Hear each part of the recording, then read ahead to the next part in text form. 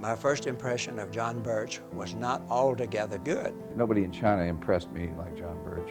He dressed, he lived, he ate, he slept, everything as the Chinese did. That's when I learned that he was doing covert activity, and we were told that whenever he came in, to give him whatever he needed. He had a great sense of right and wrong. John also desired to stay and continue to serve the Lord. He had, I think, such a profound belief in God that he was absolutely fearless. He loved this country.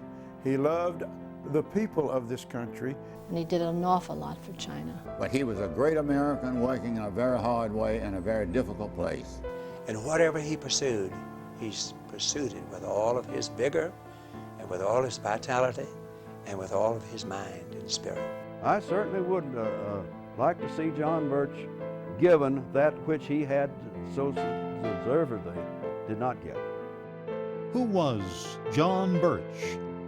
Who was this American whose name was given to a controversial yet powerful organization, whose very mention excites strong emotions?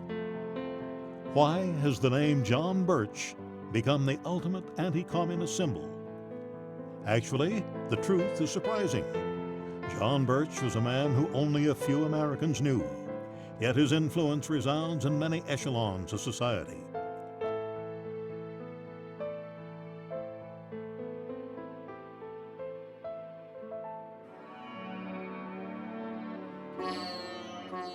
John Birch began life in faraway Lander, India, May 28, 1918. His parents were Christian missionaries. John was a very precocious child, and Mother realized that he was caught on things very quickly, and not wanting John to learn pidgin English, she insisted that the Hindustani people who maintained their house while Mother and Father were teaching at the Christian college there in Landau, that they only speak to him in Hindustani. Now, Mother and Father would speak to him at night in English, so he understood English, but he was much more fluent in Hindustani. At the time of about 2 or 2.5, my father contracted malaria, and the doctors there told him he had to get out of that hot climate or he would not survive. And so Mother and Father and John, at the time they left India for America.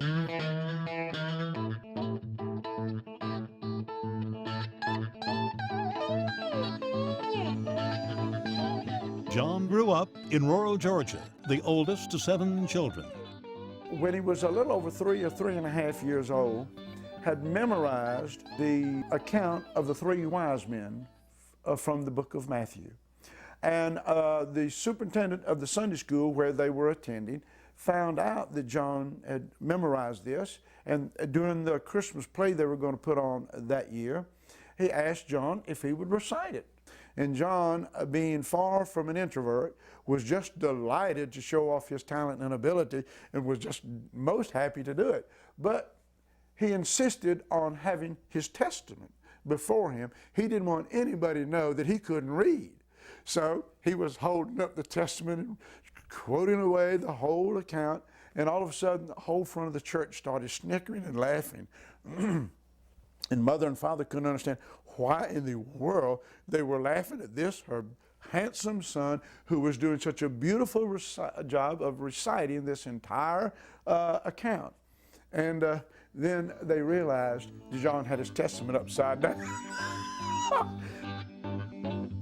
John excelled in high school and graduated with honors at a younger age than his classmates. As a student, I think he was a delight to the teachers for the most part. There was plenty to talk about. I was inquisitive, and John was a big talker, and he had a great voice and expressed himself quite well, and certainly convinced me and anybody else I knew of his communication skills. He definitely was that. He'd be a good anchor man now, I think. John definitely had the drive to achieve. We had the basic subjects. I think the only foreign language we had was a couple of years in high school. which was French because you could find a teacher that could teach French.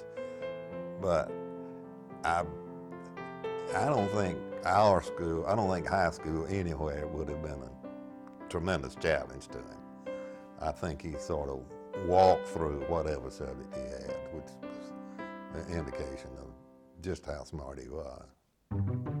John Birch entered Mercer University in Macon, Georgia in the fall of 1935 and plunged into campus activities at once. He was there at the early age of 16. My first impression of John Birch was not altogether good, because I thought he was a smart aleck, I thought he was cocky, I thought he was a person who knew it all, and I also thought he was very immature. But later on I learned that here was a very intelligent young man. He made the highest grades possible at the university. He was very alert, he was very brilliant. He also was very much of a loner. He was found in the library studying. He was a student of the Word of God. He was a student of English literature. He was a student of American history or medieval history, or whatever it might be. He was a very, very intelligent young man, one that I respected, and one that I was so honored to be a fellow student with him. He was a stalwart member of the debate team from freshman through senior years. He excelled in dramatics and journalism and was selected to represent the university as its Rhodes Scholar candidate in his senior year. During his senior year, the fundamental religious nature of young John Birch, along with a dozen other ministerial students, questioned the theology of certain members of the faculty and staff, believing that they were not teaching biblical truths. On March 30th, 1939, a formal hearing was conducted by the University Executive Committee Board of Trustees into heresy charges alleged by these students, led by John Birch.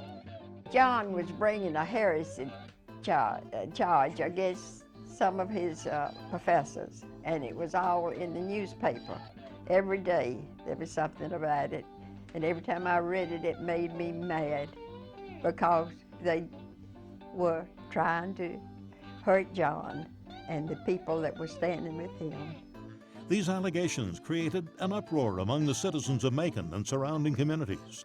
Although all who were charged were exonerated, such exonerations did nothing to dissuade young Birch from pursuing his fundamental beliefs. His devoutly religious nature was revealed as he served as student pastor at Benevolence Baptist Church his last 2 years at Mercer University. Everybody at Benevolence just loved John, and they all tried to be a mom and daddy to him. They all liked him and respected him and knew that he was a man of God. John used to come every weekend whenever he preached, and he'd stay at our house because it was real close to the church and real convenient, and we all wanted him to stay. Well, anyway, he always slept in the bed that my brother had been sleeping in, and my brother wasn't home anymore. And so one night, my sister, my older sister, Norma Jo, she was known to be a sleepwalker.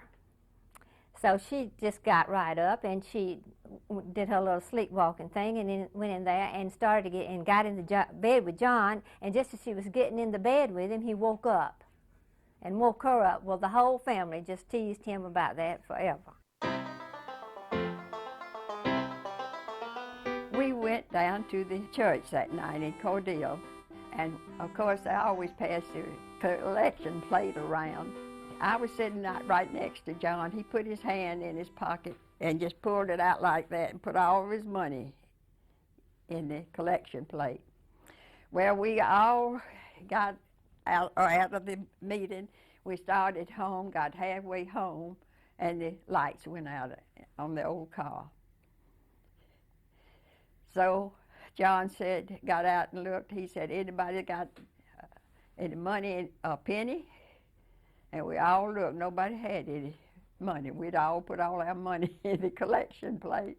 So we kept rambling around. We found 1 penny. So John put the thing in the light somehow or another, and we got the car started, lights on, and it got home okay. So we all had a good laugh about that because nobody had a penny but that one in the whole crowd. The religious liberalism espoused by certain elements at the university may well have been a contributing factor to John's decision to pursue further theological studies to gain more insight into biblical truths. In the fall of 1939, upon his graduation, magna cum laude from Mercer, young Birch enrolled in the Fundamental Baptist Bible Seminary in Fort Worth, Texas, to enter the ministry and to fulfill his desire to become a lifetime missionary. His determination propelled him to complete his studies in just 1 year. In July 1940, Birch set sail for Shanghai, China, to become a missionary in the service of the Fundamental Baptist Church. His companion student and missionary, Oscar Wells, sailed with him to China. The greatest challenge facing the young missionaries was to learn the complex Chinese language. A missionary friend of mine from Hangzhou, China, told me personally that when John arrived as a missionary in China, that in 7 months he was speaking the Mandarin language very fluently. You could not tell the difference between John speaking and that of a national. And that will tell you how brilliant the man really was. The Lord has been blessing my study of Chinese, and I find it interesting and easy. After 6 weeks of study, I took an exam on a 3-month unit in the Shanghai Language School on September 15. They gave me 96%, the highest grade they've given in over a year. The Chinese are indeed a wonderful people. I never dreamed of such capacity to endure suffering. When they have been born again, they make wonderful Christians. They make one realize that we Americans have never known suffering. Their expression for suffering, Jianku, eat bitterness, fits China today. Oh, how they need him who is the bread of life. John Birch, letter to the Fundamentalist newspaper, December 6, 1940. It was John's desire to work with and among the Chinese people. His fluency with the language enabled him to be sent to Hangzhou in 1941. Here he taught at a Chinese school and worked with Chinese ministers. That area of China was under the heel of the Japanese occupation forces since fighting began over 3 years earlier. Birch managed to breach the Japanese lines and carry his ministry to the rural Chinese, the only missionary from Hangzhou to do so. Now at that time, the war between China and Japan was already on. And there was a crisis on in the world. Hitler was already marching. Mussolini had invaded Ethiopia. And so John and Oscar Wells were going as young men into a strange country. But John Birch thought the safest place was in the center of God's will. When the Americans were ordered out of China, our missionaries failed to respond to that challenge, and they stayed. Knowing that the one safe place for a child of God is the center of the Father's will, and that we came out here on His call, I expect to stick around till He calls me away. I cannot feel that probable withdrawal of U.S. protection and the possible internment by the Japanese constitute a divine recall. Psalms 27. Some trust in chariots and some in horses, but we will remember the name of the Lord our God. Mother Sweet plans to return to Shanghai this week, so I shall be alone with the Chinese and the Lord. Needless to say, I appreciate your prayers. John Birch, letter to the Fundamentalist newspaper, December 6, 1940. At the outbreak of war on December 7, 1941, the Japanese were determined to take John Birch as a prisoner. He avoided capture and fled to the city of Shangzhou, which was under Japanese occupation. Birch was completely cut off from America. Returning from a trip to Shanghai for the purchase of Bibles, I reached the safe side of the Chinese lines just before the war broke out. Others will soon be coming from Shanghai to join us as the doors to gospel preaching in Jap-occupied territory are rapidly closing. I have 7 people here looking to me for their daily rice. I have received no actual money since the U.S. $50 which came through the National City Bank of New York on October 15, 1941. John Birch, letter to the Fundamentalist newspaper, May 8, 1942. On April 18, 1942, Colonel James H. Doolittle led a group of American airmen on a surprise bombing raid over Japan. The raid galvanized America and the free world with new hope. But the heroic Doolittle air raid was to be a turning point in the life and fortunes of missionary John Birch.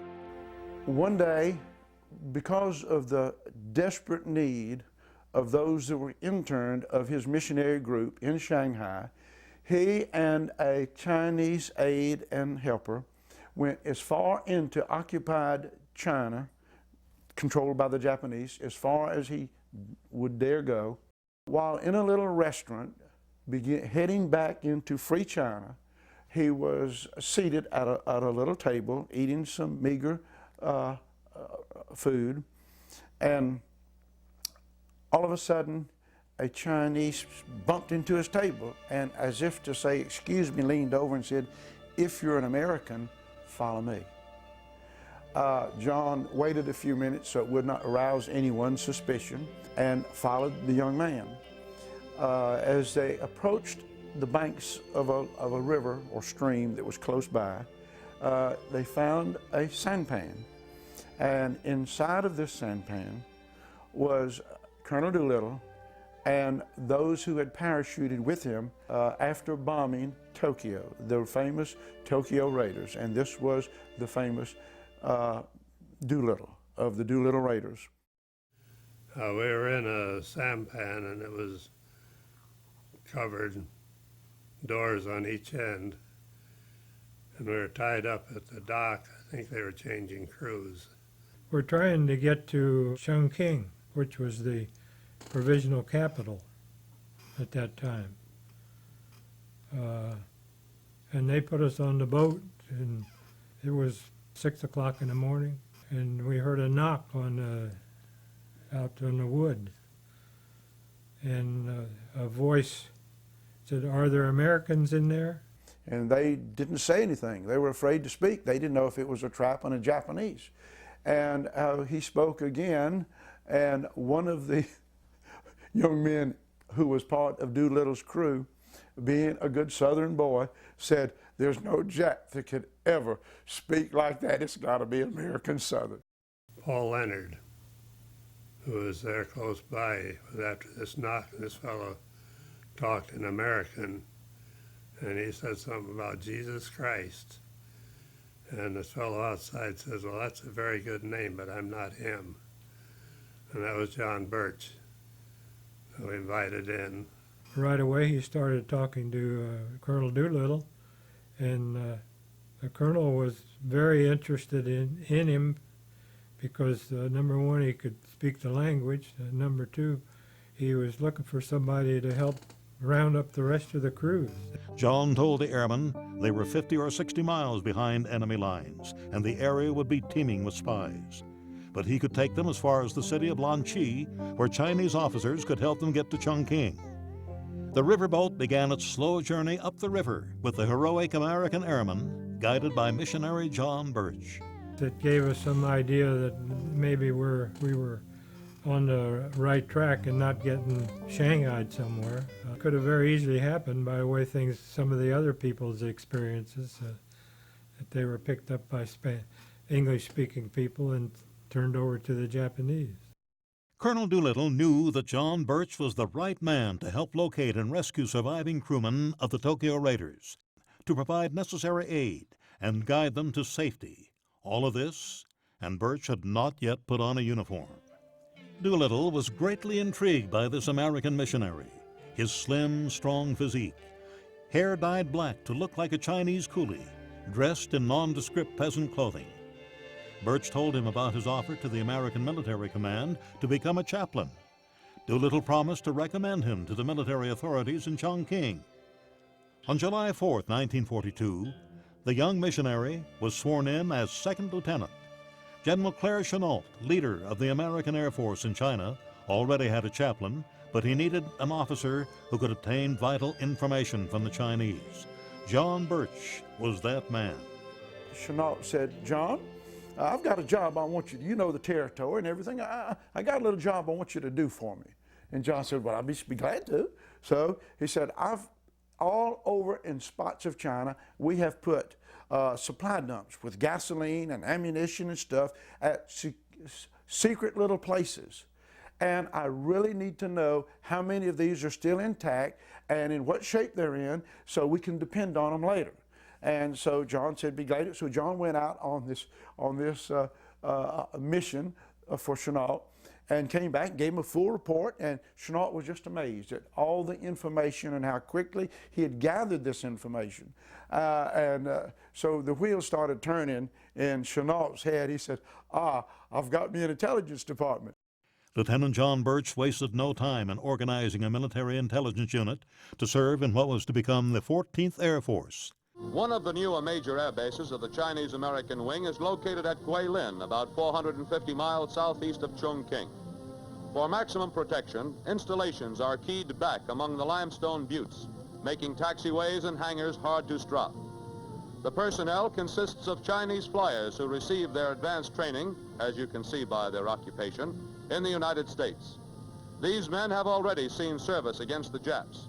They are supplemented by seasoned American pilots selected from the 14th Air Force.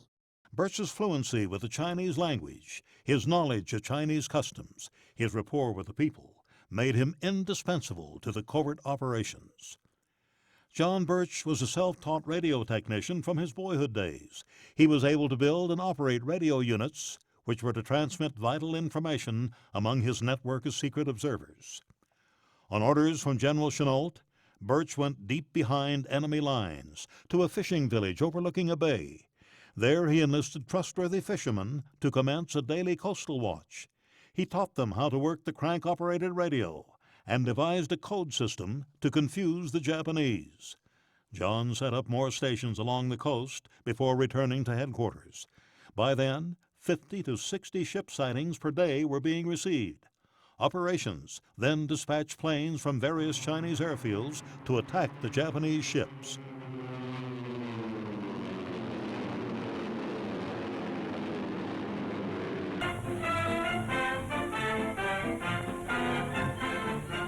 This is the crew of a B-24 of the 308th Bomb Group, which started on a mission to Kowloon. Serious engine trouble developed, and 7 men were ordered to bail out. How long did it take you to get in? 12 days. 12 days. Who helped you to get in? Well, the Chinese, the government, the Chinese soldiers, the guerrillas, and also the missionaries, both American and Chinese. Ernest Johnson, a young B-25 tail gunner whose plane was forced down after losing an engine in combat, reflects on his association with John Birch. We were walking towards town, and this, I think it was a 1939 Ford sedan drove up, and let's see, there were John Birch and a B-29 gunner that had been shot down over Manchuria, and a P-40 pilot that had been shot down over Hankow, and a Chinese colonel, and then a Chinese lieutenant who worked with John Birch. He had brought these people out from behind the lines, and he came up to us and said, "Hi, I'm John Birch," and introduced himself, and he was quite a charismatic person. You immediately liked him. You know, he had a smile on his face, and was pleasant and real friendly. And of course the B-29 gunner and the P-40 pilot thought he was great because he had rescued him, and he just loved doing that sort of thing. He liked to talk about the Chinese, their customs and idiosyncrasies and superstitions, and well, one story I remember he liked to tell was when he was a Baptist missionary, he was learning the language, the Chinese language, and wasn't very good at it. And in Chinese, just a different inflection on a word will change the meaning completely. And at one time he was preaching to a congregation of Chinese, and he thought he was saying, "Now we'll pass the sacrament." And they thought that he said, "Now we'll take out the knife," and they were going to have a human sacrifice. And so all the Chinese got up and ran out of the building. A word about the situation the Lord has led me into. Free China is rightly named. What a glorious liberty to preach the gospel is mine. Within 100 miles of Shengjiao, there are hundreds of towns and villages without the gospel and hundreds of thousands of souls who have not once heard the message of salvation. This is the least evangelized place in all of China. What a privilege is mine. May I use it rightly. John Birch, Letter to the Fundamentalist Newspaper, February 6, 1942. For his participation in the Coastal Sighting Campaign of 1943, John receives the Legion of Merit Medal from General Chennault and was soon promoted to captain. It was during this time that John Birch was to meet Dorothy Ewan, a young lady of Chinese-American descent, whose charm would eventually occupy a very special place in the heart of this American adventure. I met John Birch, would be probably 1943, and this was in Kukong, China. It's a southern city in Guangdong province. And I had a storekeeper had this. She sold all sorts of staples, and she invited me to her house, her store, and they closed it up for the evening, and they were having a big dinner. And she invited me, and I was wondering why she invited me. And after when I got there was a number of Chinese people, and then there was this one American, and that was John Birch. So I think she invited me because I could speak English to him. Not that it mattered because he spoke fluent Chinese, but she thought it was nice, and so that's how we met. We got into conversation and everything, and then he walked me home. It was later on that I met more American boys. They came into this little town, and they established a radio station there. We'd get the location of the enemy planes taking off, and we would get it in that office, and then we'd tell the boys upstairs, and they would transmit it to our airplanes. I eventually had a job there. That's why I know. See, I went to work there. But see, I knew. Then I got to know those boys, and I didn't see John for a long time, until eventually he knew that I was there, and then he knew. He saw one of the officers, I think it was, and told him to say hello. It was later on that I've got a letter from my father saying that my mother was in this particular province across the lines, and she was stranded there with her daughter, one of my aunts, and they were running out of money, and they said there was a secret airstrip, American airstrip, not far, and they wondered if they could get out. And I was on my way to the mess hall that's when John came up behind me. And during our meal, I told him what was happening, and he said, well, let's have our dinner, and afterwards we'll go into it and see what. So he told me then, he says not to worry, that he thinks he'll be able to rescue my grandmother. And of course later he was able to. Two of his men had flown in there and rescued my grandmother and brought her out. But he died before I was ever able to thank him. Never able to thank him. Former Air Force Captain Mac McCullough was a member of the 14th Air Force Department of Distribution. His crew would distribute planes and aircraft parts and supplies to forward bases. It became his assignment to take John Birch behind enemy lines to carry out covert operations. Mac McCullough recalls some of those crucial operations. He offered his services to the general to tell us when we knew in Kunming within 15 minutes where the Jap fighters or the bombers were going, when they would arrive, at what altitude, what they were carrying, and he would get that information from the Chinese, which were empowered by the Japanese, and that in turn was transferred out to John Birch in the foothills, maybe a mile or so away from the base. He would gather the information of these Japanese at the forward firing bases, and he would relegate that through radio coded message to Kunming and the Flying Tigers fighter group. But John Birch seemed to know everybody out there. Literally, General Chennault could know when the hangars opened on the enemy field for them to raid our field. It was done without all this electronics that you use now. People with telephones, people with signal flags would signal the Japanese are coming. And then as you could tell by when you got one here and one here, you knew the course they were flying. And General Chennault, that's the greatest thing he did, was form the air warning net, and John Birch, I'm certain, was the assistant on that. It was his navigation that got us where we went, because I could never have found it otherwise. He was truly an intelligence officer for his home country of the United States. We had a standing order from the general that any time he walked into a forward base, that whatever we were doing had to stop. He was put on an airplane with a full load of fuel and transported by air from wherever he came into a forward base, transported back to Kunming or wherever he wanted to go. John Birch was sent to Kunming to form other units to stop the Japanese drive. He supervised the placement of 10 American air-ground units in North China. There, operating with the Chinese Army and units of the U.S. 14th Air Force, he was instrumental in containing the Japanese drive in Honan Province. With added fuel and ammunition, they wreaked havoc on the Japanese forces. During this time, the Joint Chiefs in Washington made a major change in command. General Vinegar Joe Stilwell was recalled to Washington, and Lieutenant General Albert C. Wiedemeyer took his place. Wiedemeyer pledged greater support for Chennault's 14th Air Force. While directing covert operations in Honan Province, Captain Birch suffered a recurrence of malaria and had contracted typhus. During his recovery, he met Lieutenant Bill Miller. He and Lieutenant Miller became close friends as they faced the fateful days ahead. He was legendary when I came to China. The first thing I heard in China was this Captain Birch. Everybody said was the greatest intelligence officer, and all that. And I had heard so much about him that I was really keen to go see John Birch. He was not in my organization. I had to go from a small air base way up in North China that was known as a forward base. And when I got to the base, it was just a fighter strip, all it was up in the mountains.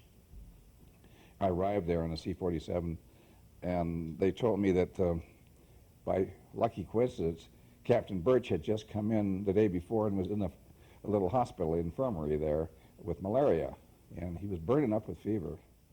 And yet he was still gracious and polite and apologized for his being out of sorts, and she said if I'd come back in a couple hours, we could chat.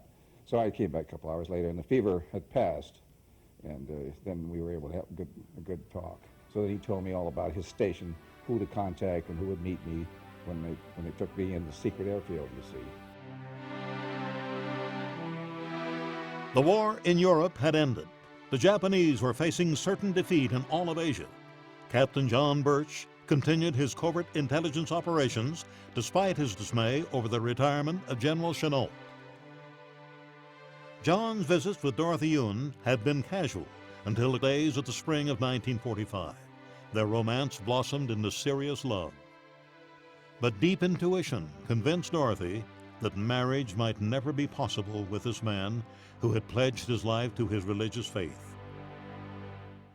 The atom bombs dropped on Hiroshima and Nagasaki in August 1945 brought swift surrender from the Japanese.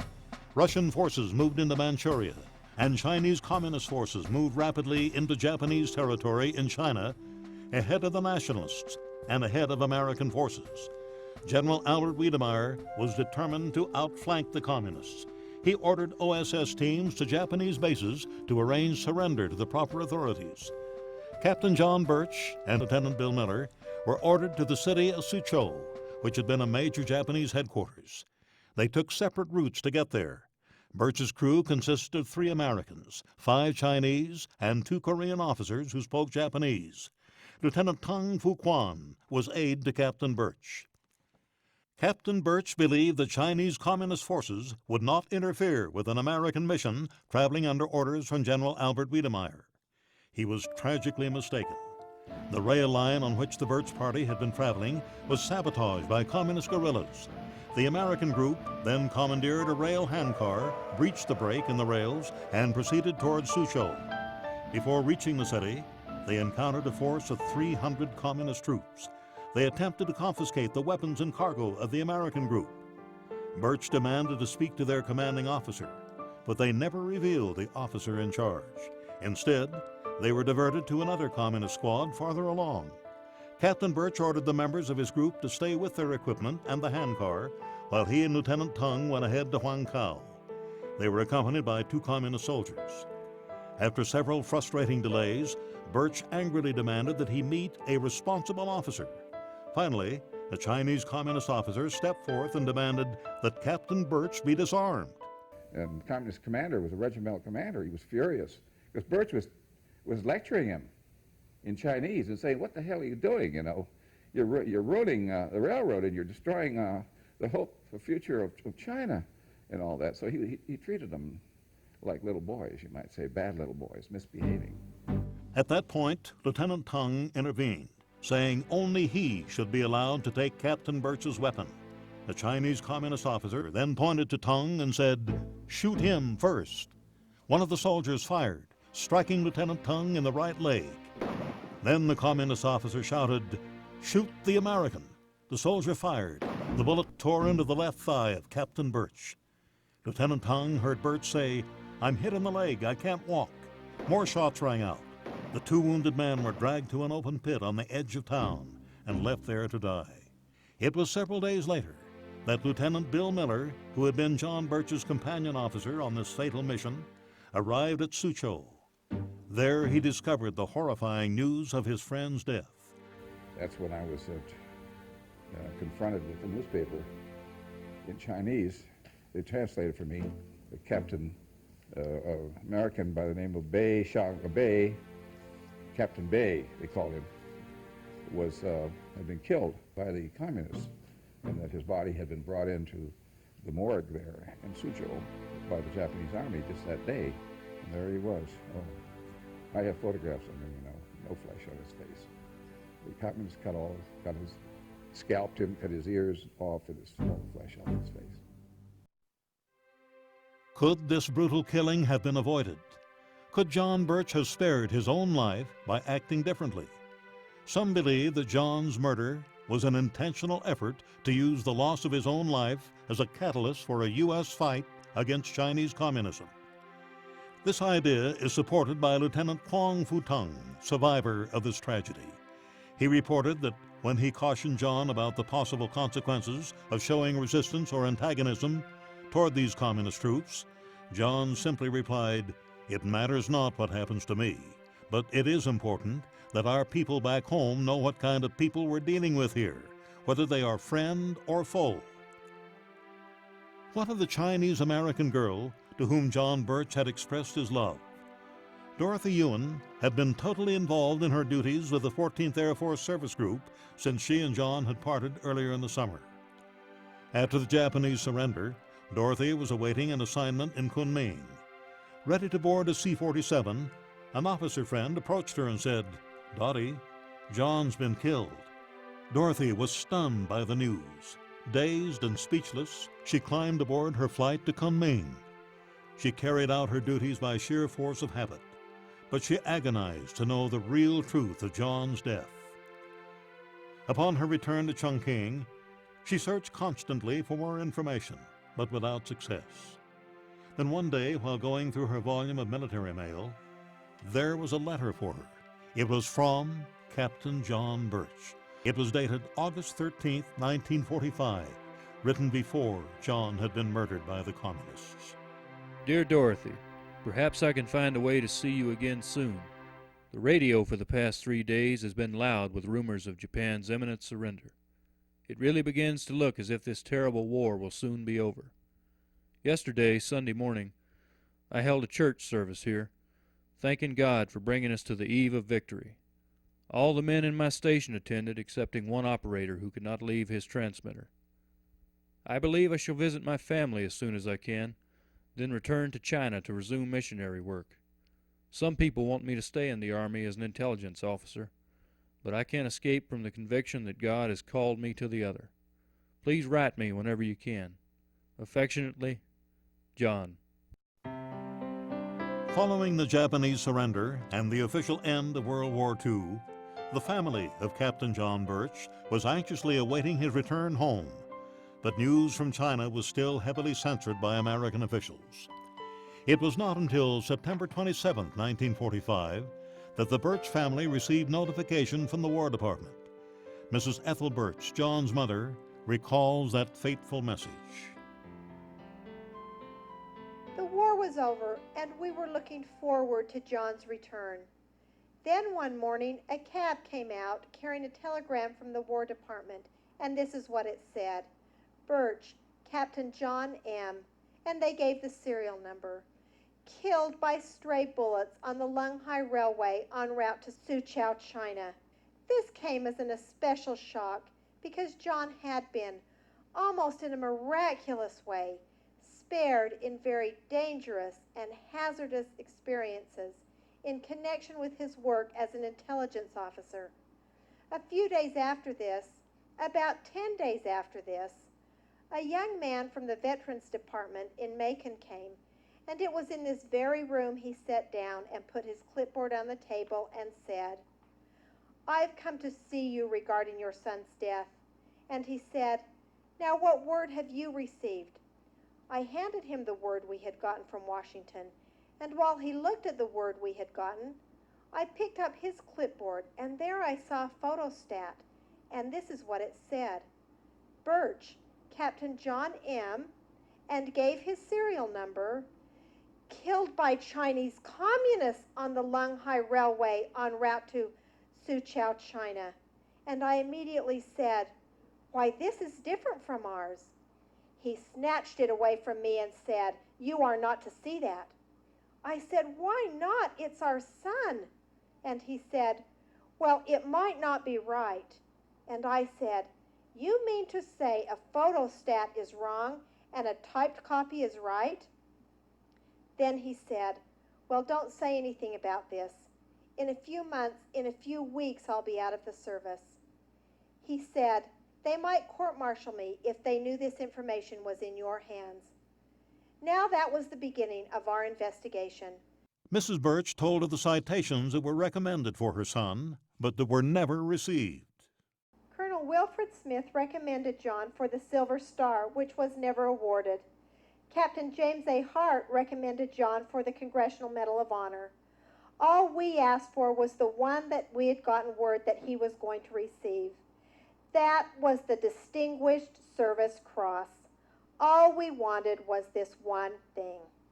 Is it true that a hero, like a prophet, is not without honor except in his own country? The nationalist Chinese government bestowed upon Captain John Birch their highest military honor granted to a foreigner, the Order of the Cloud and Banner. What was the reaction of top U.S. military officials to the murder of Captain John Birch by Chinese communists? General Albert Wiedemeyer was outraged that one of his key officers would be brutally murdered, and that other soldiers of his command would be held captive by troops thought to be our allies. General Wiedemeyer demanded of U.S. Ambassador Patrick Hurley a meeting with the Chinese Communist leaders, Chairman Mao Zedong and Zhou Enlai. Wiedemeyer was brusque and to the point as he spoke to the Communist leaders. This is a portion of the top-secret transcript, since declassified, of that tense meeting in Ambassador Hurley's office. These were the words of General Wiedemeyer.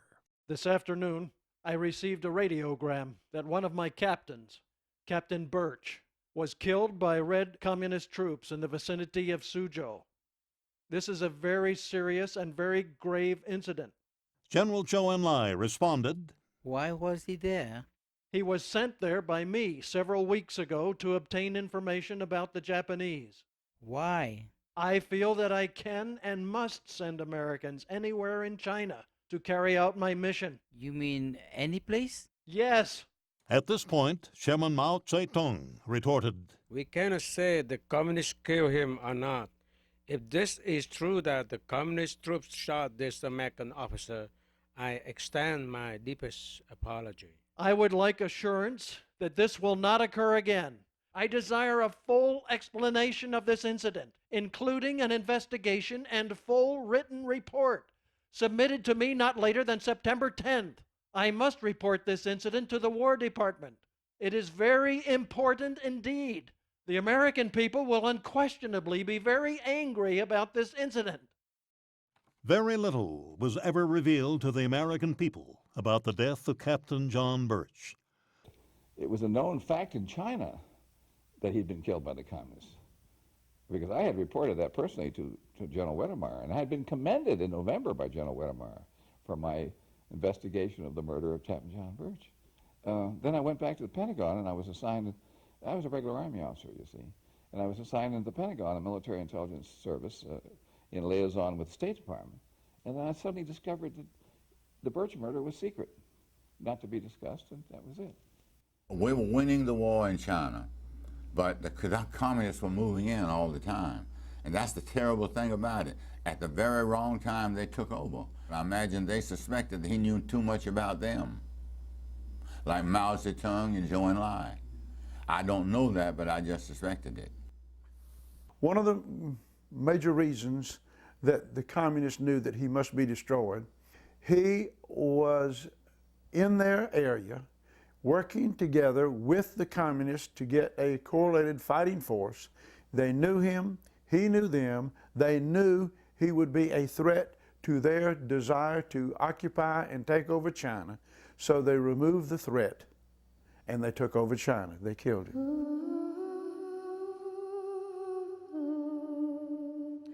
As the Apostle Paul wrote, I'm in the straits, I far rather depart and be with the Lord, but it's expedient that I stay here and edify the church.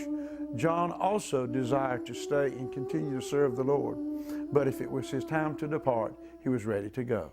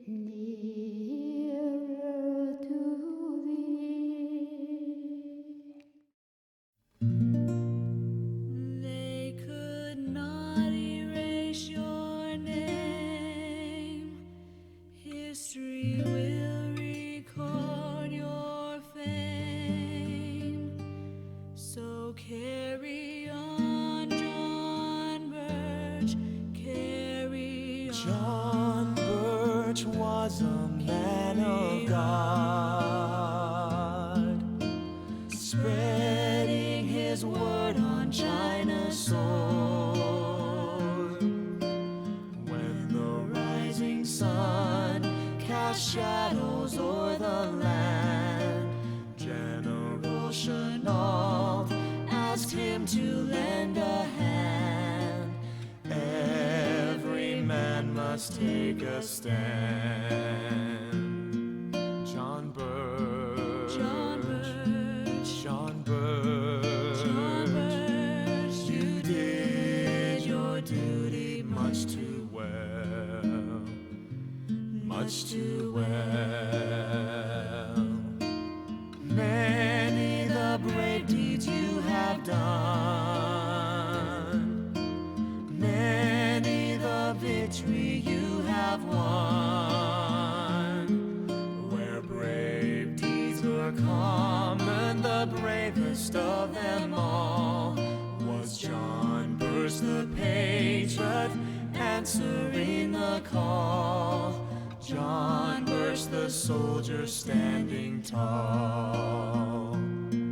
John Birch, John Birch, John Birch, John Birch, you did your duty much too well, much too well. Communism reared its head, patriotism painted red, tainted with the blood of freedom-loving men before. And that's why you had to die, silenced evermore, killed in a new and different war. John Birch, John Birch, John Birch, John Birch, you did your duty much too well, much too not erase your name. History will